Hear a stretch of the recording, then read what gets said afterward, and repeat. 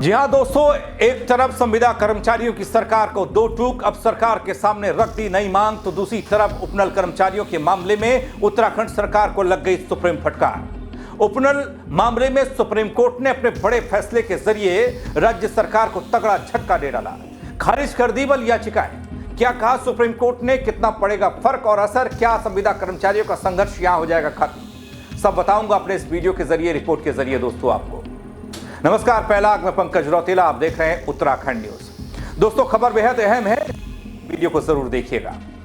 उत्तराखंड सरकार को उपनल मामले में सुप्रीम कोर्ट से कैसे लग गया झटका। दरअसल उपनल कर्मचारियों से संबंधित राज्य सरकार द्वारा दायर की गई सभी समीक्षा याचिकाएं, रिव्यू पिटीशन अदालत ने सुप्रीम कोर्ट ने एक साथ सुनवाई करते हुए पूरी तरीके से खारिज कर दी है। ये याचिकाएं कुंदन सिंह बनाम राज्य उत्तराखंड केस और उससे जुड़े अन्य कई मामलों से संबंधित हैं, जिनमें सरकार लंबे समय से राहत पाने की उम्मीद कर रही थी। दोस्तों इस संबंध में एक साथ सुनवाई करते हुए न्यायमूर्ति नाथ और न्यायमूर्ति प्रसन्ना वी वार्वले की खंडपीठ ने अपने आदेश में साफ कहा, 15 अक्टूबर 2024 को दिया गया फैसला बिल्कुल सही और स्पष्ट था।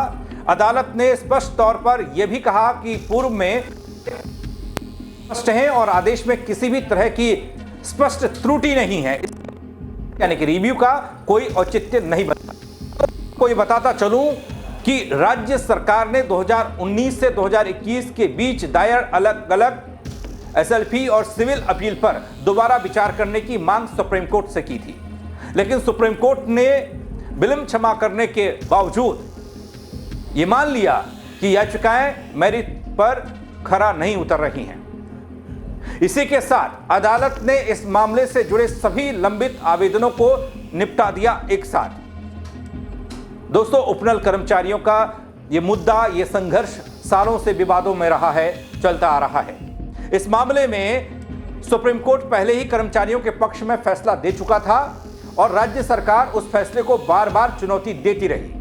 अब सुप्रीम कोर्ट ने एक बार फिर अपने पुराने आदेश को भी अंतिम मान लिया है, जिससे स्थिति पूरी तरीके से साफ होती दिख रही है। सुप्रीम कोर्ट के इस फैसले के बाद दोस्तों हाई कोर्ट और सुप्रीम कोर्ट के पुराने आदेश जैसे के तैसे लागू होंगे बल और उपनल कर्मचारियों से जुड़े हजारों मामलों पर इसका सीधा प्रभाव पड़ेगा।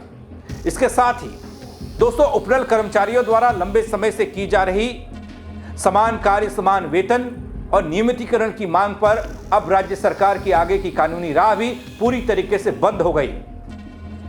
अब राज्य सरकार कोर्ट के आदेश को मानने के लिए बाध्य दिखती है, क्योंकि अदालत ने साफ कर दिया, सारी याचिकाएं खारिज कर दी।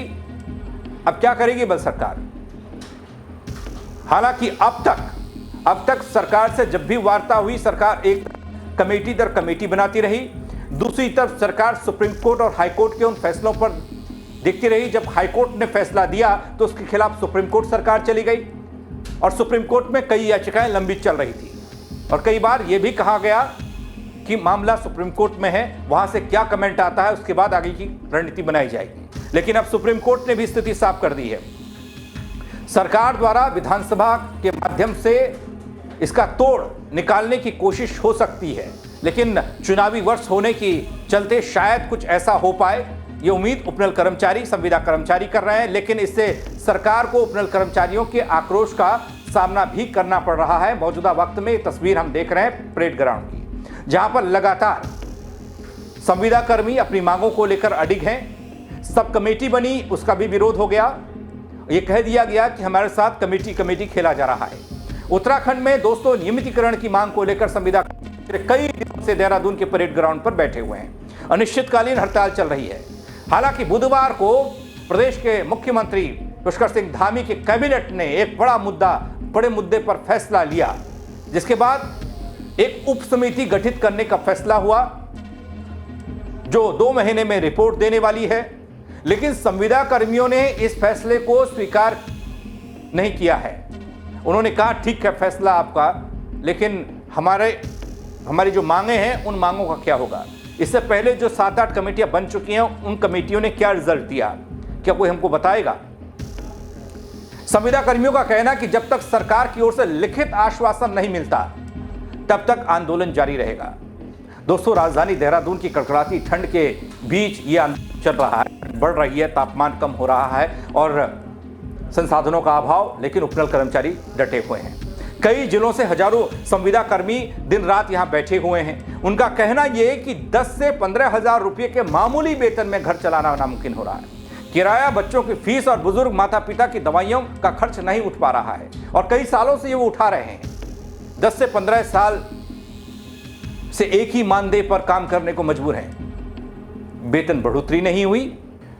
इतना ही नहीं दोस्तों, संविदा कर्मी सरकार पर कमेटी खेलने का आरोप लगा रहे हैं। क्योंकि ये इसलिए है क्योंकि अभी सब कमेटी जो बनी, जिसके कर्ता धर्ता प्रदेश के मुख्यमंत्री धामी को बनाया गया, उससे पहले 5 से 6 कमेटियां सचिव और मुख्य सचिव की अगुवाई में बनी हैं, लेकिन उन कमेटियों ने कोई काम नहीं किया। प्रदेश के कई जिलों से अब संविदा कर्मी इस आंदोलन का हिस्सा बनने के लिए देहरादून पहुंच रहे हैं।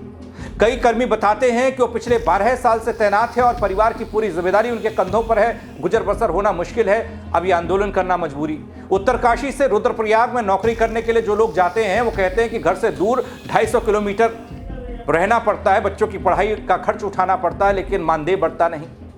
संविदा कर्मी तो यहां तक कहते दिखाई देते हैं दोस्तों कि अगर वो होटल में काम करते तो 20-30 हजार रुपये कमा लेते, वो बेटर था, वो अच्छा था।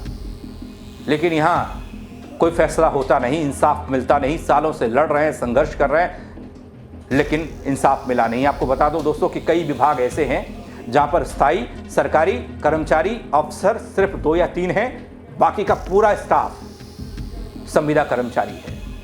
यानी कि जिनके कंधों पर काम की सारी जिम्मेदारी है, वो कड़कड़ाती ठंड में इस वक्त धरना प्रदर्शन को मजबूर हैं।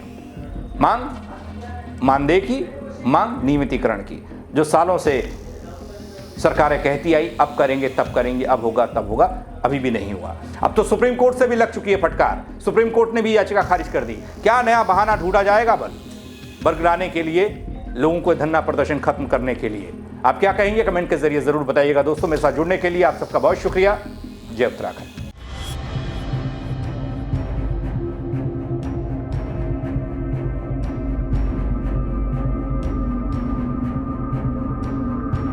कर्मचारी चाहता है कि हमारी मांग पूरी हो। हर कर्मचारी चाहता है हमारा हर काम अच्छे से अच्छा हो। इसी क्रम में हमारे बीच में